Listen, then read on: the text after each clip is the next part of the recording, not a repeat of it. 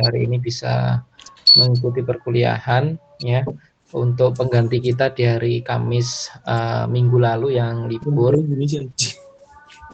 Dimana pada pertemuan hari ini meskipun online saya harap lagi kayak gitu ya untuk berjalannya perkuliahan hari ini bisa berjalan aktif, interaktif kayak gitu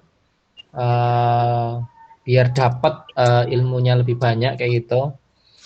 Sehingga saya harap teman-teman bisa mengikuti kuliah ini dengan baik. Oke, baik teman-teman, pada pertemuan hari ini kita melanjutkan materi teman-teman, dimana kalau bukan minggu lalu ya, baru kemarin ya, teman-teman sudah belajar terkait dengan lensa ya, bener ya? Betul Pak. Nah, pada pertemuan hari ini lebih ke teknikalnya teman-teman. Kalau di 3 pertemuan terakhir kemarin teman-teman sudah belajar terkait dengan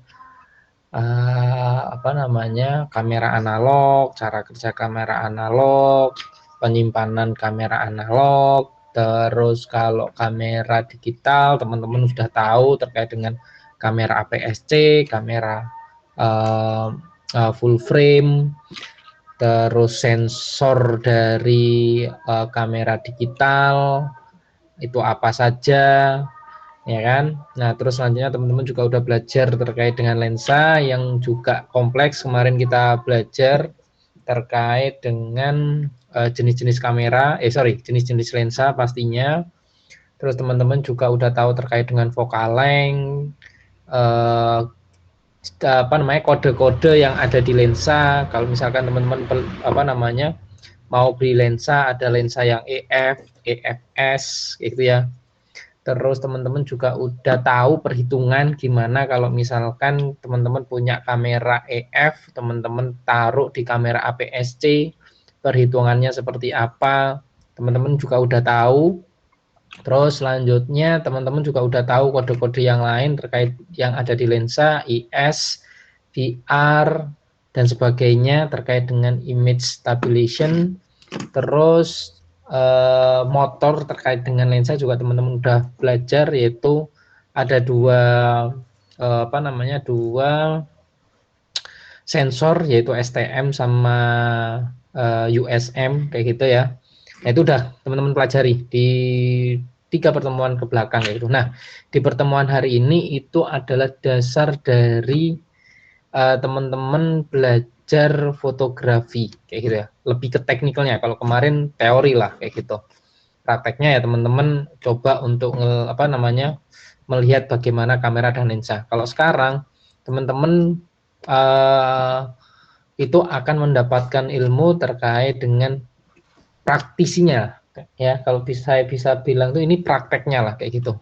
Ini adalah awal dari teman-teman belajar fotografi, yaitu terkait dengan segitiga exposure kayak gitu ya, pencahayaan. Gimana teman-teman, materi hari ini akan ngomong terkait dengan exposure. Teman-teman juga akan ngomong terkait dengan elemen apa saja dalam pengaturan exposure dan juga apa sih impact ataupun pengaruh segitiga exposure pada exposure itu sendiri, dan juga pengaruh segitiga exposure pada sebuah gambar kayak gitu. Dan nanti juga akan ada mungkin dari kelompok hari ini yang akan present juga mungkin akan menjelaskan terkait dengan jenis-jenis apa saja yang saya ulang mungkin. Ada berapa jenis teknik pengambilan gambar. Nah, itu nanti akan kita pelajari pada pertemuan hari ini juga kayak gitu. Dan yang terakhir teman-teman, nanti akan ada prakteknya kayak gitu ya. Meskipun teman-teman di rumah masing-masing kayak gitu ya, tapi kita nanti akan bisa praktek kayak gitu. Jadi kalau misalkan teman-teman pakai HP, mungkin teman-teman bisa siapkan laptop ya untuk praktikumnya, atau HP itu boleh, silakan kayak gitu. Yang pasti hari ini kita akan ada best practice-nya kayak gitu. Kita akan mencoba untuk penggunaan segitiga exposure itu sendiri kayak gitu. Nah, biar nggak panjang lebar dan waktu juga biar efektif kayak gitu. Nah, mungkin untuk teman-teman yang sudah open cam ini boleh untuk di disable dulu videonya atau bisa dimatikan dulu kameranya. Nah, untuk teman-teman kelompok yang maju pada pertemuan hari ini silakan tetap di open cam seperti itu. Dan mungkin juga bisa dipersiapkan kayak gitu untuk kelompok yang maju hari ini bisa dipersiapkan PowerPoint-nya dulu kayak gitu. Ya, kalau ada yang masih sambil makan ya nggak apa-apa, sambil makan aja. Kita santai, yang penting ilmunya dapat ya. Oke. Waktu dan tempat mungkin untuk kelompok berarti ini kelompok 5 ya, berarti ya.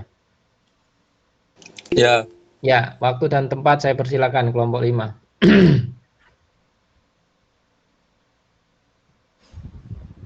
Baik, terima kasih atas waktunya.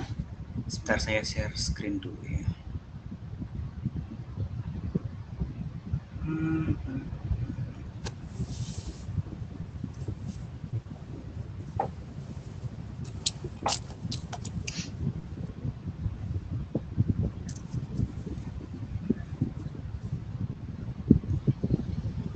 Sudah terlihat belum ya? Belum. Sudah. Ya, sudah Mas. Sudah ya? Sudah. Baik. Sudah, Mas. Sudah. Udah. Mas, pada nyepam dulu. Oke. Baik, pertama-tama terima kasih bagi sahabat-sahabat yang sudah hadir dan yang akan menyaksikan presentasi kelompok 5 pada hari ini. Oke, saya pertama-tama akan memperkenalkan kelompok-kelompok dari kelompok 5. Pertama ada Muhammad Hifdi, lalu Muhammad Abadrait Alfat, Rengga Dava Raditya, siapa ini ya Allah? Prima Yahya, nah itu. Bintang, Dimas, Rafiki, Wildan, Lentera, Ilham, dan Lutfi. Oke. Pada pertemuan kali ini kami akan mempresentasikan tentang segitiga exposure ya, yang akan dibacakan oleh teman-teman yang lain.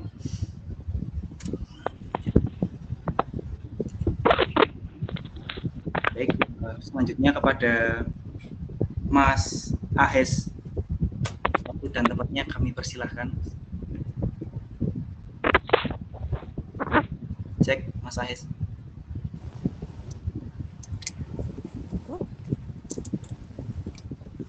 Oke, yang pertama itu pencahayaan internal dan eksternal. Next.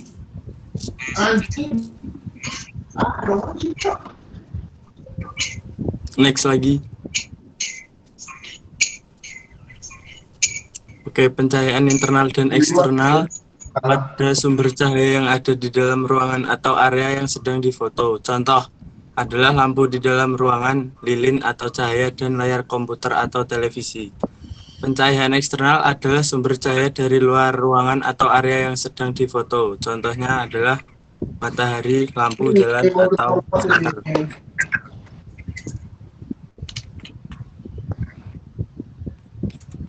Oke, bisa dilanjut, Dimas.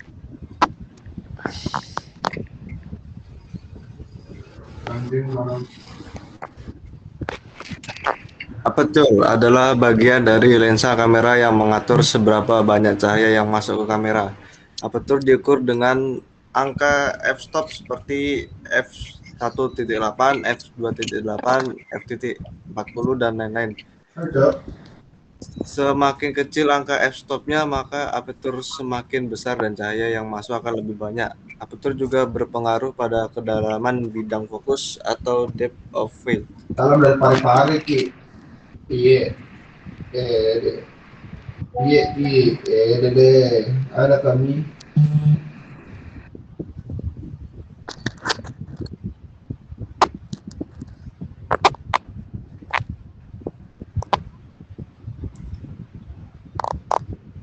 Bintang mana ini bintang? Apakah suara saya terdengar? Terdengar. Shutter speed. Shutter speed adalah kecepatan pemutar shutter pintu penghalang cahaya di kamera. Shutter speed diukur dalam satuan waktu seperti 1/500, 1/250, 1/60 dan lain-lain. Seperti cepat shutter speed, semakin singkat waktu yang dibutuhkan untuk mengekspos gambar dan cahaya yang masuk ke sensor kamera. Shutter speed juga mempengaruhi beberapa jelas gambar yang dihasilkan, terutama saat mengambil foto objek yang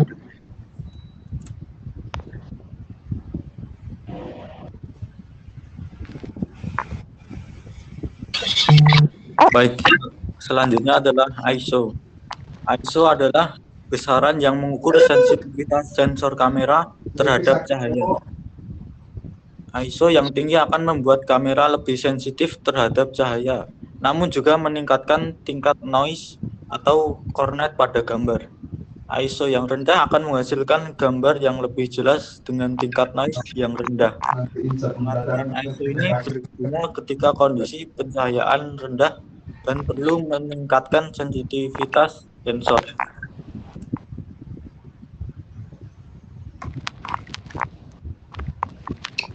Metering kamera. Metering kamera adalah teknik yang digunakan oleh kamera untuk mengukur cahaya yang masuk dalam frame dan mengatur pengaturan exposure. Ada beberapa jenis metering kamera, seperti matrix metering, evaluative metering, center white metering, dan spot metering. Setiap jenis metering memiliki cara kerja yang berbeda dalam mengukur cahaya dan menentukan pengaturan exposure yang optimal. Iya, itu yang orang Aceh yang tahu ngaji. Ini kan orang Aceh yang tidak tahu ngaji. Coba lah ke komputer. Cek grafik.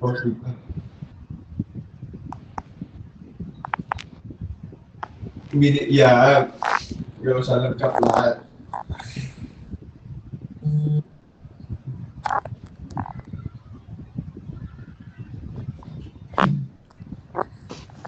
Flash eksternal. Flash eksternal adalah lampu kilat yang terpisah dari kamera dan dapat digunakan untuk memberikan pencahayaan tambahan pada subjek yang sedang difoto. Flash eksternal memberikan fleksibilitas yang lebih dalam mengatur pencahayaan, baik dalam menghilangkan bayangan yang tidak diinginkan atau membuat efek pencahayaan yang kreatif. Flash eksternal juga dapat digunakan untuk mengurangi red eye atau mata merah pada subjek dalam foto. Bang Nungin. Kamu kemana? Sini. Ah.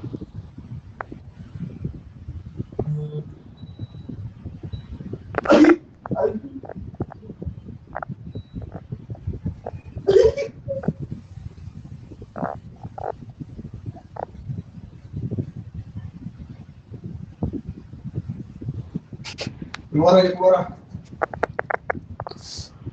Setelah lagi. Ya. Mungkin enggak.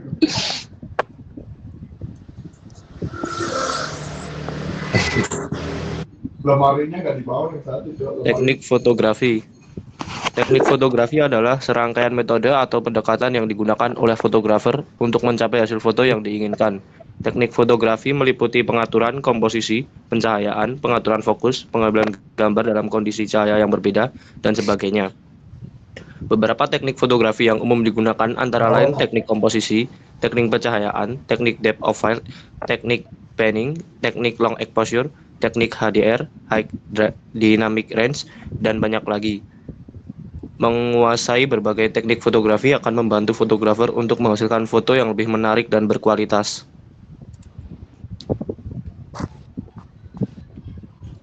Komposisi mengatur posisi, arah, dan urutan elemen-elemen dalam bingkai untuk menciptakan tata letak yang menarik dan seimbang.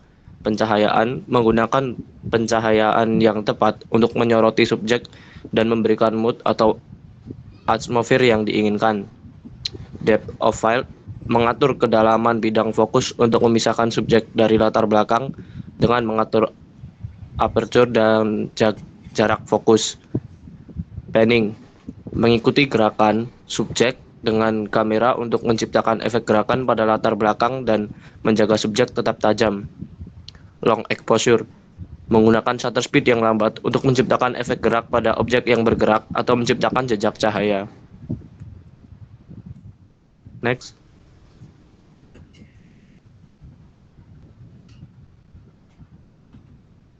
Kayaknya udah habis ya. Oh, belum.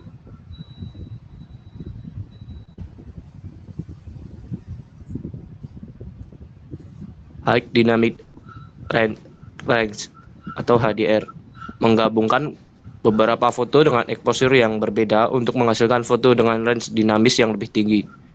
Makro, mengambil foto close up dengan memperlihatkan detail-detail yang halus pada objek kecil atau makro. Seal Hostel membuat foto dengan latar belakang yang gelap dan menghasilkan siluet objek yang ditonjolkan. Bokeh, menghasilkan efek latar belakang yang lembut dan blur dengan menggunakan aperture lebar. Ekspresi waktu, menggunakan teknik seperti multiple exposure atau slow shutter speed untuk menggambarkan perubahan waktu dalam satu foto.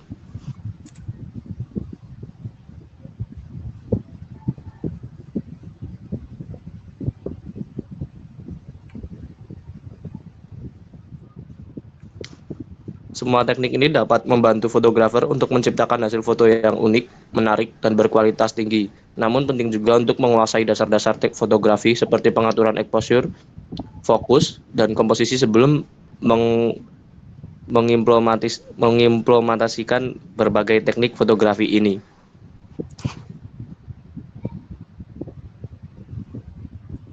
Oke, mungkin itu dulu ya dari kami kelompok 5.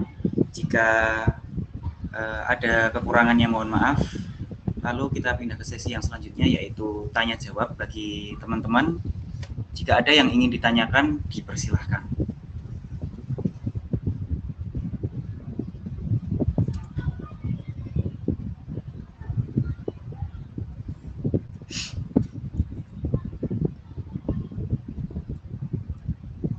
Oke, untuk teman-teman silakan yang bertanya bisa langsung di kolom chat. Nanti silakan bisa tanya lewat kolom chat mungkin ya, biar banyak yang bertanya mungkin.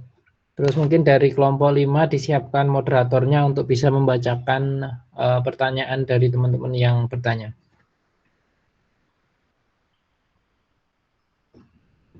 Ya, silakan. Mungkin dari Pepi. Bisa dituliskan NIM, terus pertanyaannya apa?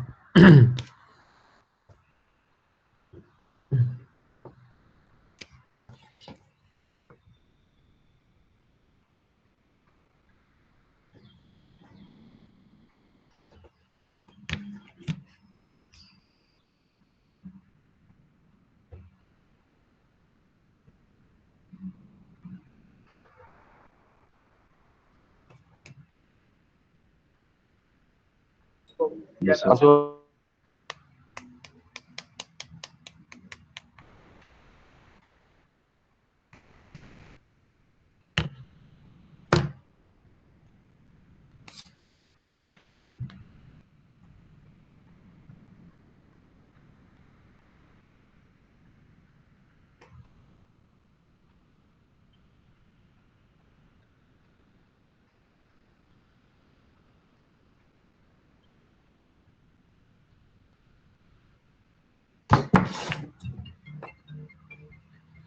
Ya, mungkin 4 pertanyaan dulu, mungkin di sesi pertanyaan Q&A bisa dijawab dulu.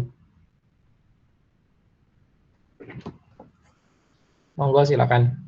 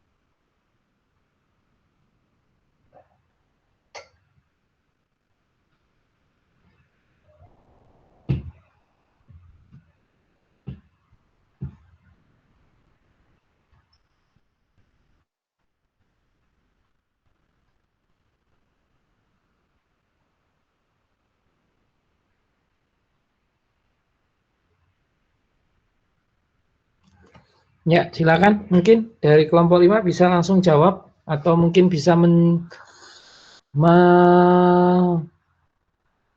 menyampaikan pertanyaannya dulu terus bisa dijawab.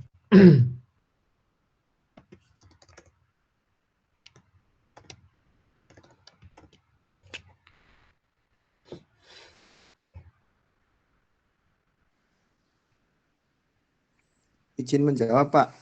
Ya, silakan. Dari pertanyaan Mas Naufal Rizky tentang apa itu noise. Jadi noise dalam konteks fotografi merujuk pada titik-titik acak atau warna yang tidak diinginkan yang muncul di dalam foto. Ini sering terjadi ketika foto diambil dengan pengaturan cahaya rendah atau sensitivitas ISO tinggi. Noise dapat mengurangi kualitas gambar dan membuatnya terlihat kasar. Fotografer sering berusaha mengurangi noise dengan menggunakan teknik tertentu atau dengan menggunakan perangkat lunak pengeditan foto. Sekian. Bagaimana Mas Noval Rizky? Apakah bisa Ya, diterima? bisa. Terima kasih.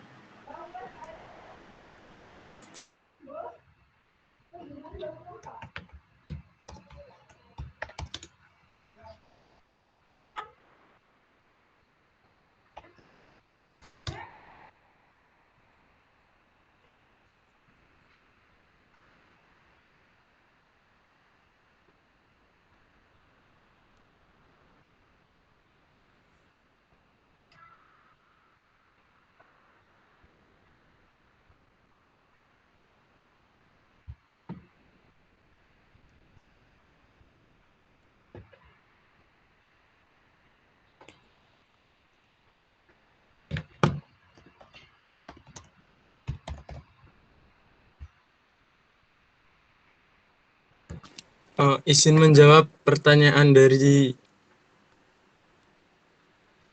Salman Abdurrahman.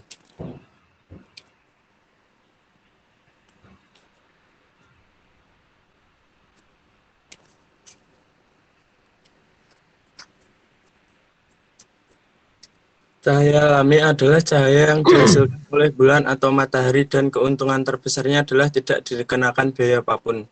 Selain itu, cahaya alami adalah pilihan sempurna untuk bereksperimen, terutama jika Anda seorang pemula.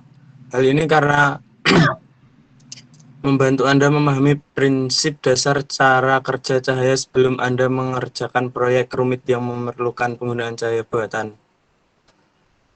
Hal ini juga bergantung pada waktu, lokasi Anda berada, musim, dan tentu saja cuaca.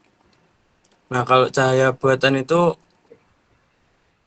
dihasilkan oleh perlengkapan listrik dan digunakan untuk memaksimalkan efek estetika di studio fotografi Anda atau lokasi pengambilan gambar. Perlengkapan pencahayaan ini juga mencakup lampu strobo yang memancarkan sejumlah besar cahaya dalam waktu sepersekian detik, lampu kedua, dan panas yang suhu warnanya hangat.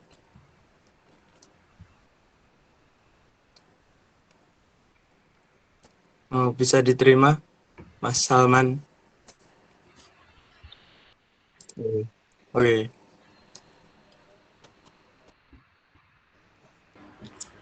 Izin menjawab pertanyaannya Pepi. Apa saja kekurangan dan perbedaan dari cahaya internal dan eksternal? Cahaya internal sumber cahayanya biasanya dari lampu di dalam ruangan.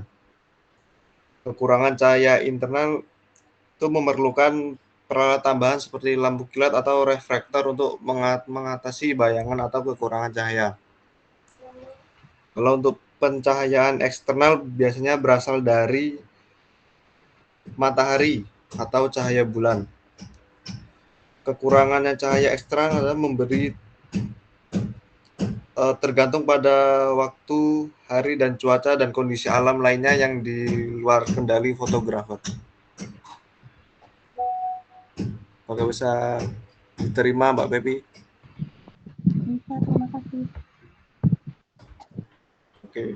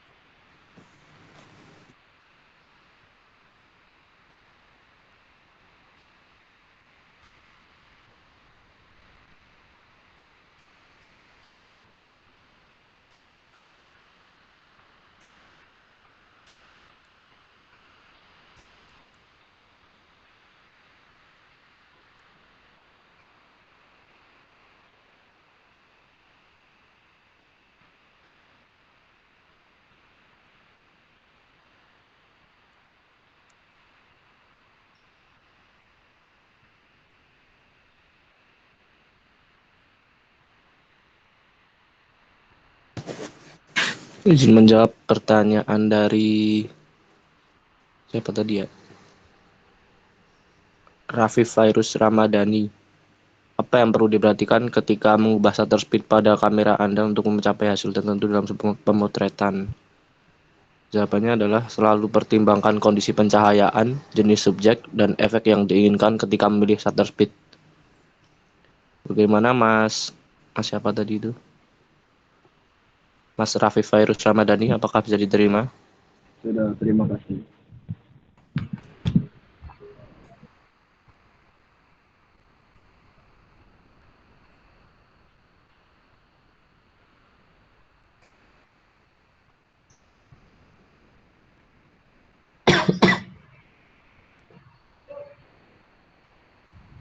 Oke, Pak, ini pertanyaan sudah terjawab semua. Apakah dilanjut pertanyaan lagi atau ada tambahan?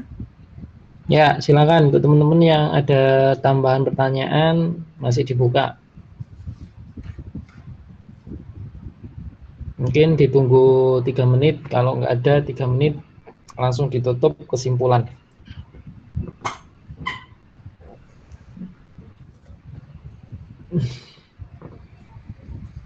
Ayo teman-teman bertanyalah. Nantang.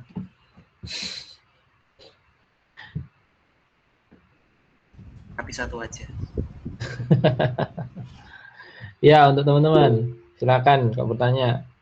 Nih, ada yang tanya, bagaimana cara setting segitiga exposure untuk menghasilkan teknik photo panning? Oke, bagus pertanyaannya. Terus yang kedua, apa yang terjadi jika ISO yang kita gunakan terlalu besar saat menggunakan kamera? Oke, pertanyaannya udah mulai ke teknis.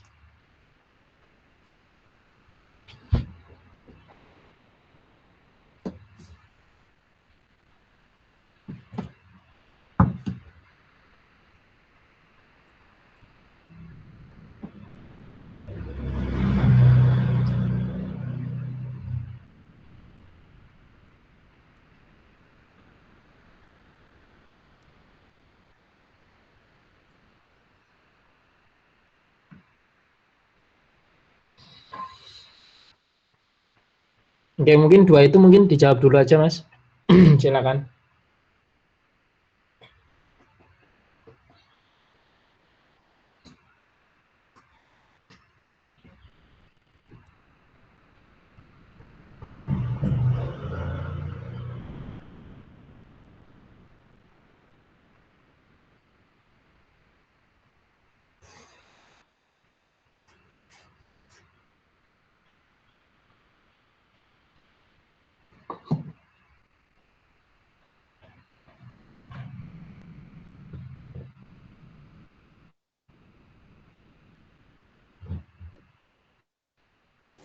Izin menjawab pertanyaan dari Mbak siapa? Zia. Jika ISO terlalu tinggi, maka akan menghasilkan gambar yang banyak noise atau bintik hitam. Bisa diterima? Bisa. Terima kasih atas jawabannya.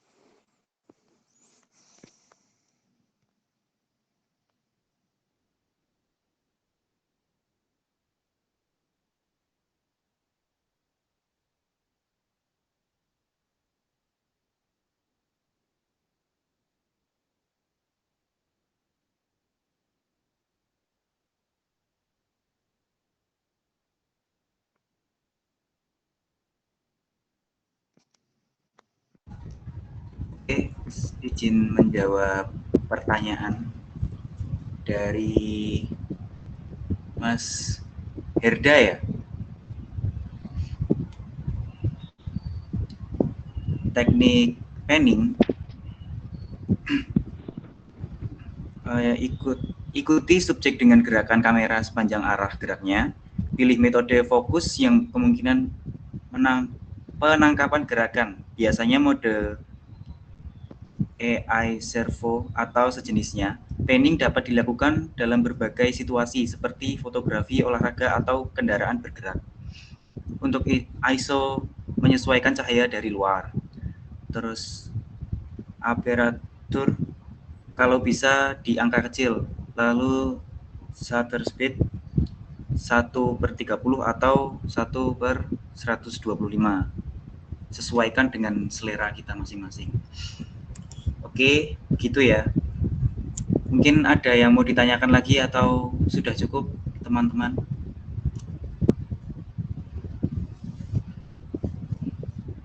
Kalau sudah cukup, mohon jempolnya dong, atau komen. Banyak kok belum dijawab. Yang mana? Yang itu yang baru. Oh, yang tak jawab tadi punyamu kayaknya, bro. Iya kok. Iya. Yang ISO dan oh iya. Maaf. Iya toh Rizky. Maaf. Aku yang salah. Iya, Kijal. Sabar. Salah nyebut nama, Mas. Lagi puasa. Wah, bagus. Ada lagi mungkin? Jempol-jempol semua ini kayaknya. Berarti sudah. Sudah ya. Tak hitung sampai 5. 1, 2, 3, 4, 5. Oke, nggak ada lagi ya yang ini bertanya. Tutup. Gimana? Nggak apa-apa. Nggak apa-apa ya. Oke, kesimpulannya teman-teman, semua teknik tadi itu dapat membantu kita selaku fotografer untuk menciptakan hasil foto yang unik atau menarik dan estetik lah gitu, dan berkualitas tentunya. Namun penting juga untuk menguasai dasar-dasar fotografi seperti pengaturan exposure dan lain-lain, terus fokusnya dan komposisi sebelum menerapkan teknik-teknik tadi gitu ya. Mungkin itu dulu yang bisa kami sampaikan. Assalamualaikum warahmatullahi wabarakatuh. Waalaikumsalam warahmatullahi wabarakatuh. Waalaikumsalam.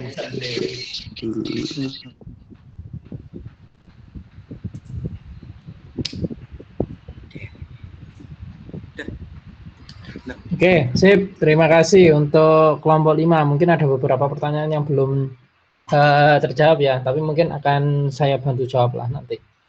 Oke, baik. Tadi udah disampaikan oleh kelompok 5 kayak gitu. Apakah sudah jelas? Kalau jelas berarti langsung kuis. Kalau nggak jelas berarti akan saya sampaikan lagi. Gimana, langsung kuis? Langsung, Pak. Langsung ya. Langsung kuis, Oke. Pak. Langsung kuis. Ya, Pak. Langsung aja, Pak. Oke. Langsung kuis. Sebentar. Oke, mungkin saya menjawab dulu deh pertanyaan dari teman-teman yang ada di kolom chat ya. Yang mana yang pertama mungkin dari Mas Muhammad Rizky. Apa sih bedanya ASA, ISO, DIN? ASA, ISO, DIN sama aja, itu terkait dengan cahaya kayak gitu ya, untuk menangkap intensitas cahaya. Yang membedakan adalah terkait dengan sertifikasinya saja. Kalau DIN Jerman, ASA itu Amerika kayak gitu, ISO Indonesia.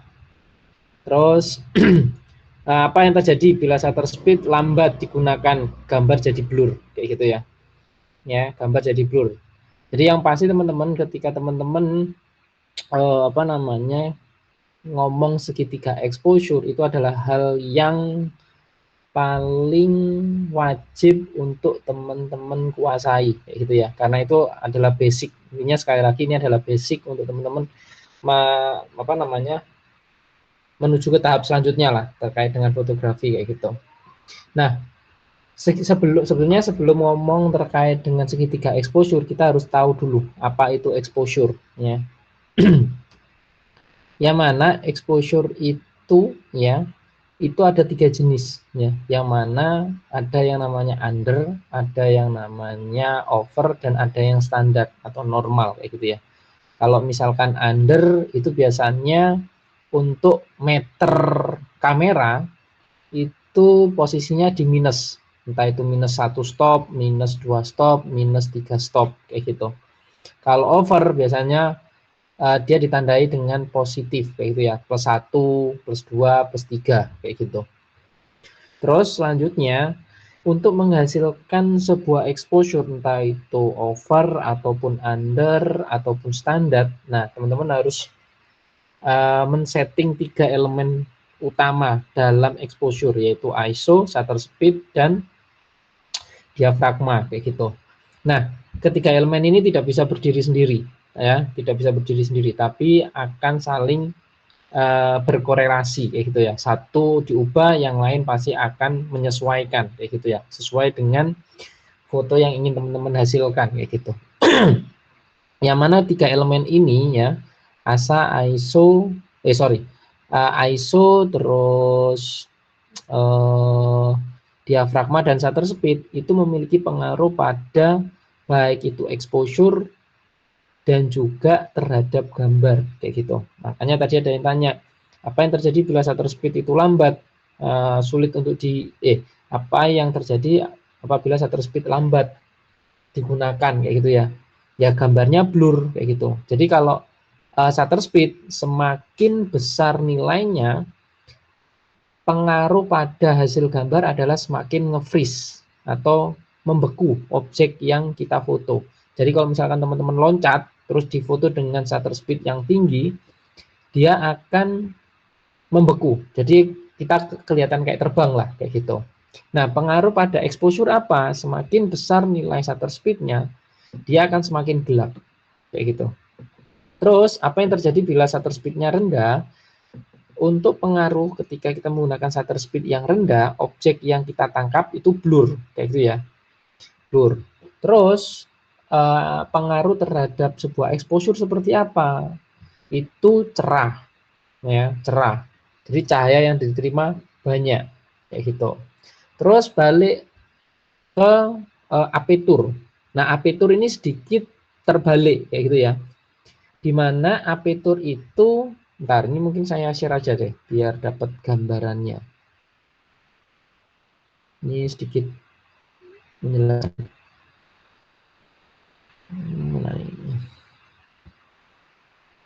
Nah, ini kita ngomong di aperture, kayak gitu. Nah, aperture itu tadi saya sampaikan berbanding terbalik, ya. Di mana bukaan besar nilainya itu kecil, ya. Jadi bukaan besar bukan nilainya besar kayak gitu ya. Beda kayak shutter speed, di mana bukaan besar nilainya itu kecil.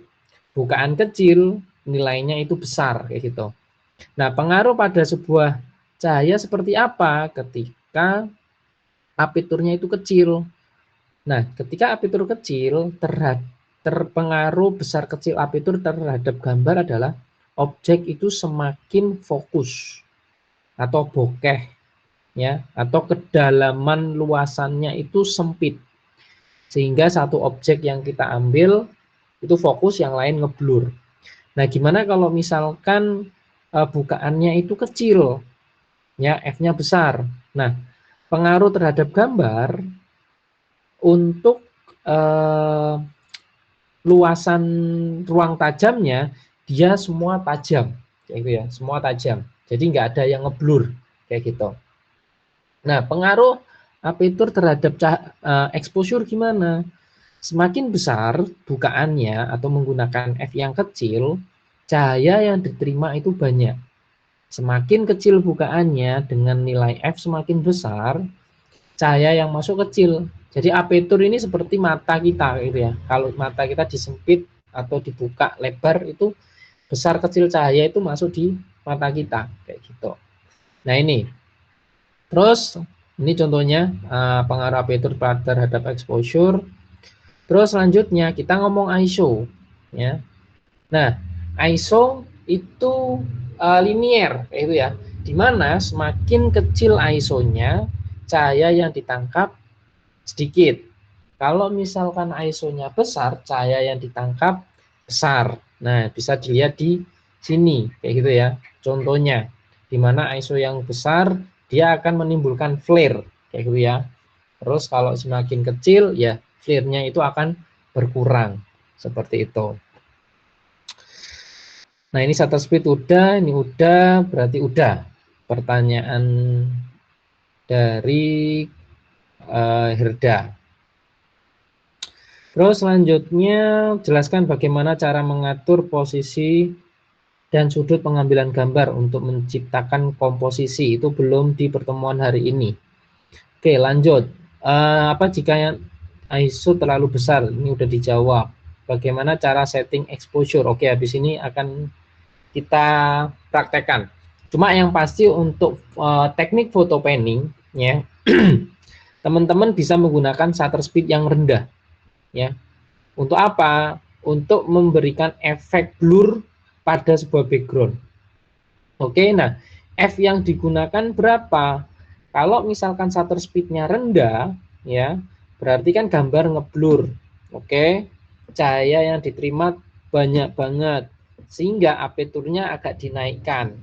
Oke, untuk membalancekan cahaya yang terlalu banyak masuk ke kamera dengan apertur bukaannya dikecilkan ya gitu. Terus ISO-nya berapa? Kalau misalkan keadaannya malam ya berarti ISO-nya di atas 800 kayak gitu. Nah, itu kita bisa menggunakan teknik panning. Itu masih settingan pada kamera. Nah, cara untuk memotret panning gimana? Nah, caranya adalah ketika teman-teman ada objek di sini ya. Misalkan tangan saya ini objek kayak gitu ya. Nah, objeknya jalan ya. Nah, teman-teman kamera ini pun juga ikut jalan. Kayak gitu. Kamera ikut jalan juga kayak gitu. Tapi posisinya kapan untuk mengambil gambar? Jadi ketika teman-teman objek ini bergerak, ini teman-teman cekrek. Teman-teman ambil, teman-teman tekan shutter speed-nya. Cekrek tetap diikuti. Sampai layar screen itu muncul hasilnya. Nah, itu untuk teknik panning. Oke, sebentar teman-teman.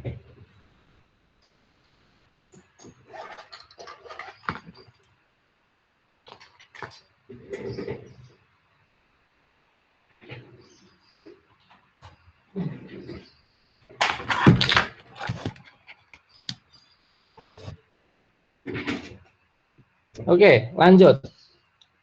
Terus ada juga teknik yang namanya teknik zooming, kayak gitu ya. Nah, kalau teknik zooming itu dia itu mainnya pada lensa yang memiliki focal length yang panjang atau punya range focal length, entah itu 1855, 70, 200 dan sebagainya. Yang mana nanti permainannya adalah di bagian lensanya, zoomingnya kayak gitu. Untuk caranya gimana ya, sama halnya dengan foto panning. Kalau panning body kamera itu ngikuti objek kayak gitu ya, body dan lensa ngikuti objek. Tapi kalau misalkan zooming hanya cukup lensanya saja kayak gitu. Terus bulb, teknik bulb itu teman-teman juga nanti coba dipelajari kayak gitu ya, freeze dan sebagainya. Terus apa penggunaan cahaya alami dan cahaya buatan? Apa itu penggunaan cahaya alami dan cahaya buatan? Ya kalau cahaya alami ya teman-teman kayak sinar matahari, terus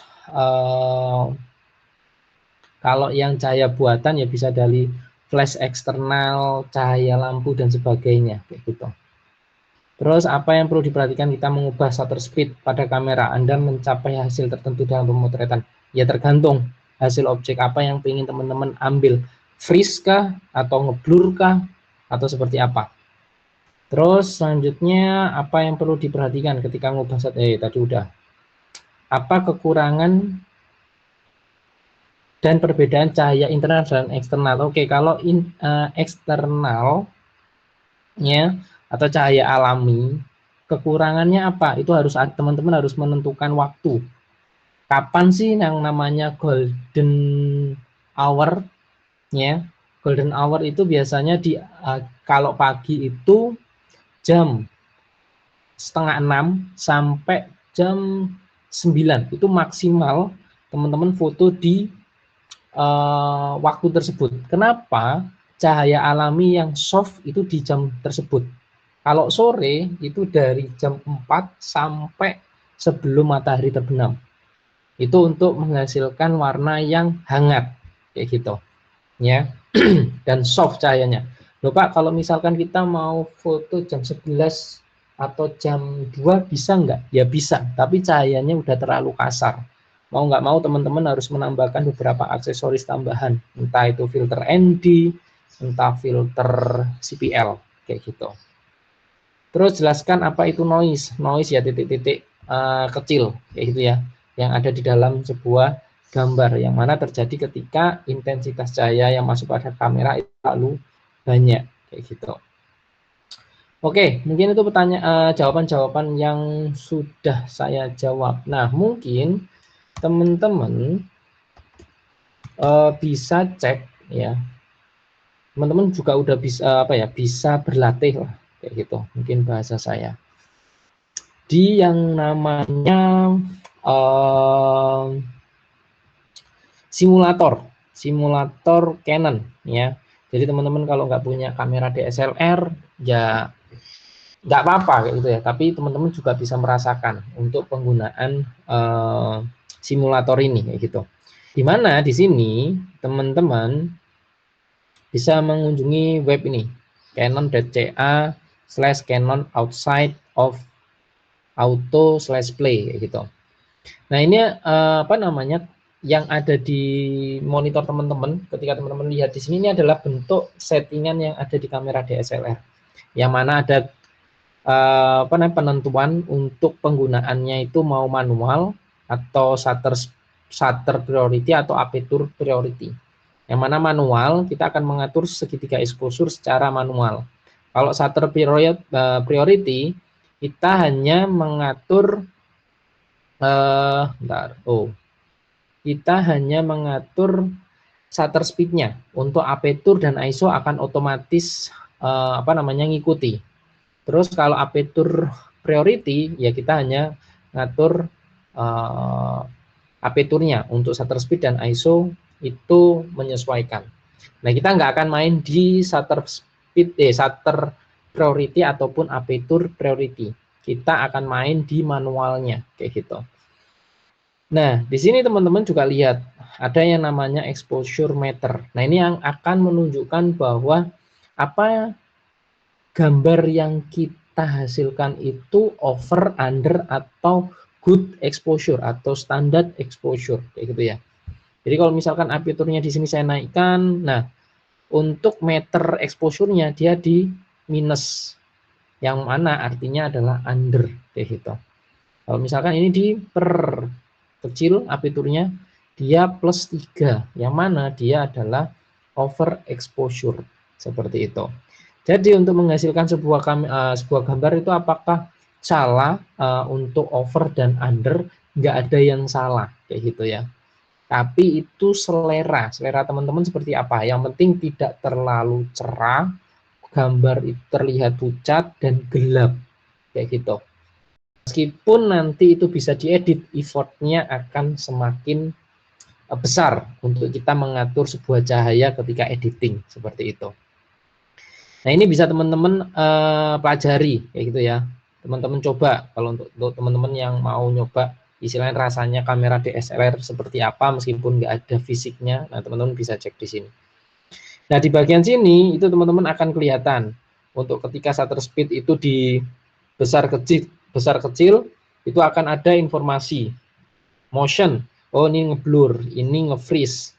Terus kalau aperture kita besar kecil kan, itu nanti terkait dengan depth of field. Kalau misalkan kecil, dia akan lebih ke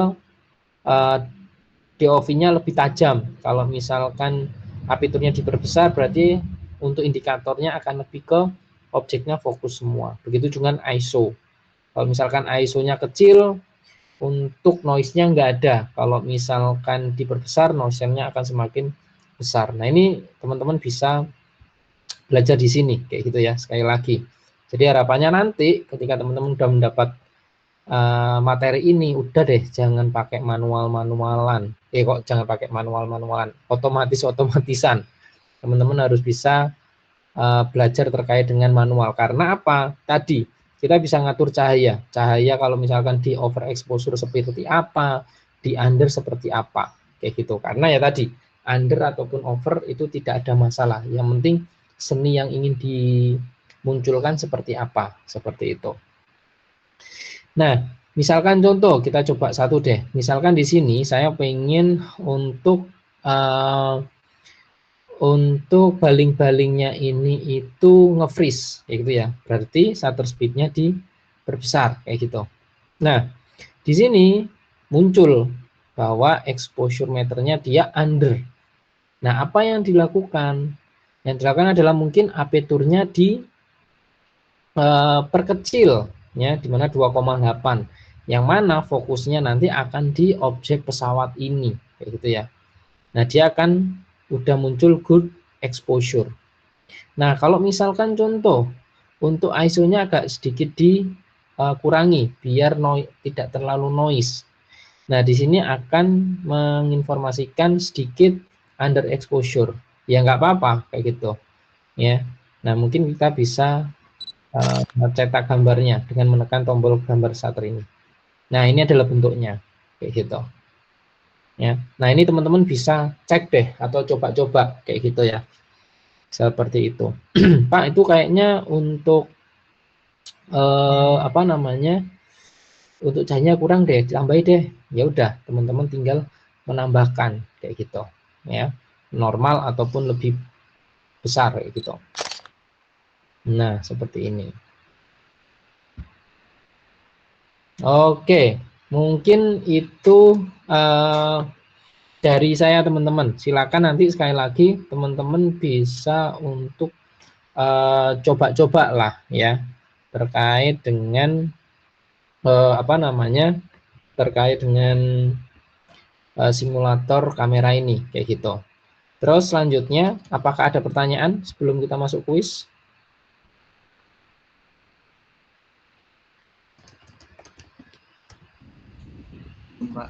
Belum ada ya? Oke. Kalau belum ada, berarti kali ini teman-teman akan mengerjakan kuis teman-teman, di mana nanti tolong dilihat instruksinya, kayak gitu ya.